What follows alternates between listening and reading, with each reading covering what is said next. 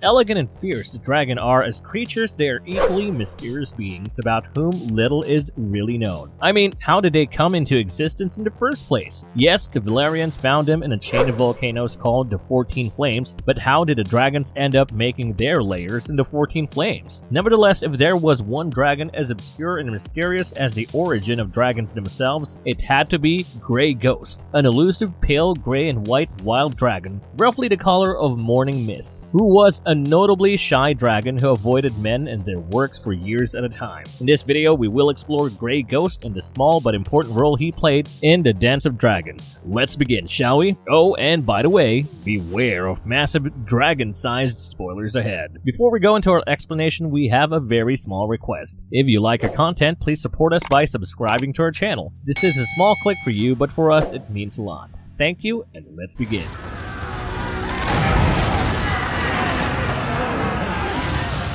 Number 1. What are wild dragons? So we know that Targaryens brought the dragons with them when they came to Westeros, right? But according to a few theories and semi-canon sources, dragons lived everywhere in the world at some point in time, and naturally there were a few dragons that existed in Dragonstone in the pre-Targaryen era. But I will come to that in a bit. For now, let's explore what exactly wild dragons are. I mean, why are they called wild? So all dragons are basically wild creatures who cannot really be considered pets. Yes, they may form a bond with their riders, but as has been mentioned time and again in the shows, as well as the books, a dragon is not a slave, and yet there are dragons that never really form any kind of bond with humans. Naturally, these are the ones who are never ridden in their entire life. For instance, the Cannibal and Grey Ghost were two such dragons. On the other hand, there was Viserion, the dragon of Daenerys, who died well before anyone could ride him. Yes, he was ridden after being reanimated by the Night King, but I don't think that counts. And yet, Viserion cannot really be called a wild dragon because he lived under the care of his mother, Daenerys, and have grown fairly used to human presence. So much so that he did not burn and eat Tyrion when he tried to feed the dragons. But Grey Ghost was different. Not that it was violent towards humans, the dragon preferred to remain aloof and would be out of human sight for months on end. However, such large beasts seldom go unnoticed, and people sometimes sighted him flying close to the sea, snatching fish from the water. Now, I initially spoke about the pre-Targaryen dragons, right? Well, the people of Dragonstone believe that Cannibal was present on Dragonstone from a time before Aenar Targaryen arrived. Now, while this may not be anything more than a legend, it would be foolish to refute the claim. I mean, dragons are flying creatures, and we know how birds migrate thousands of kilometers every year. So imagining that a dragon chose to fly out of Valyria to a distant land is not entirely impossible. But what does all this have to do with the star of today's video, the Grey Ghost?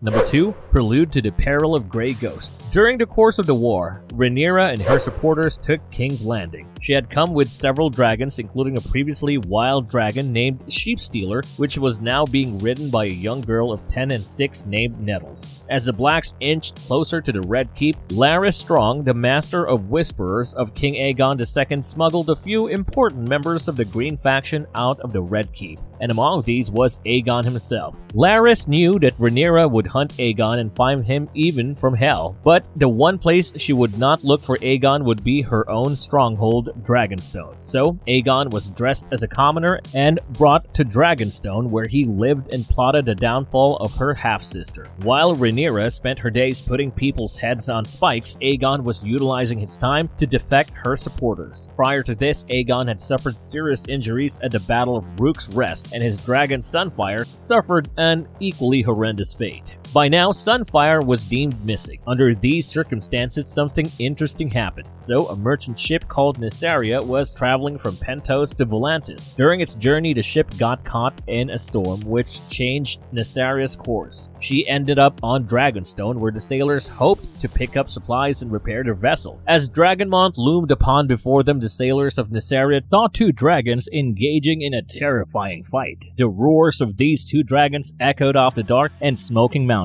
Soon, every tavern, inn, and whorehouse of Dragonstone got filled with the story, and it wasn't before long that Aegon II also heard it. So what happened next?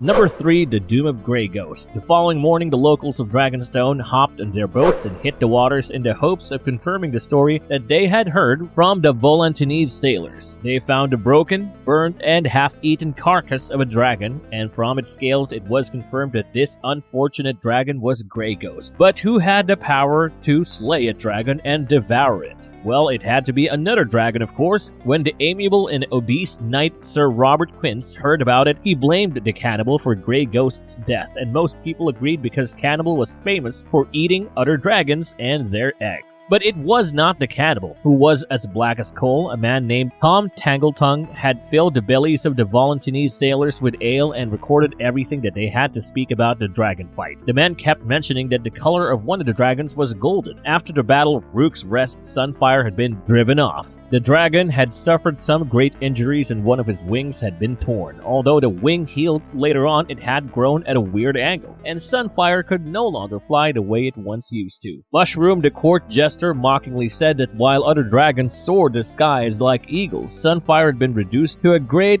golden fire-breathing chicken, hopping and fluttering from hill to hill. But somehow this fire-breathing chicken had flown to Dragonstone and even killed a mature and healthy dragon. As soon as Aegon heard the report of a golden-colored dragon, he found a new purpose and hope in life. Aegon ventured forth each day into the eastern slope of Dragonmont to look for his Sunfire, and soon enough Aegon found his dragon. With a dragon by his side, Aegon knew that he could take Dragonstone now because the castle was filled with people who did not like Rhaenyra. Much of the resentment was owed to the sowing of the seeds, a call by Prince Jacaerys asking the small folk of Dragonstone to mount dragons in lieu of lofty titles, huge lands, and other promises. Many small folk lost their fathers, brothers, husbands, and sons, and many of these victims belonged to the castle of Dragonstone as well. However, Grey Ghost had left Sunfire grievously injured. Sunfire fought his last battle against Lady Baelys' dragon Moondancer. Although Sunfire managed to kill Moondancer, he himself died owing to the injuries sustained in the fight against Grey Ghost. If you liked our content, don't forget to leave a like and subscribe to us if you haven't already. Have a good one and be safe.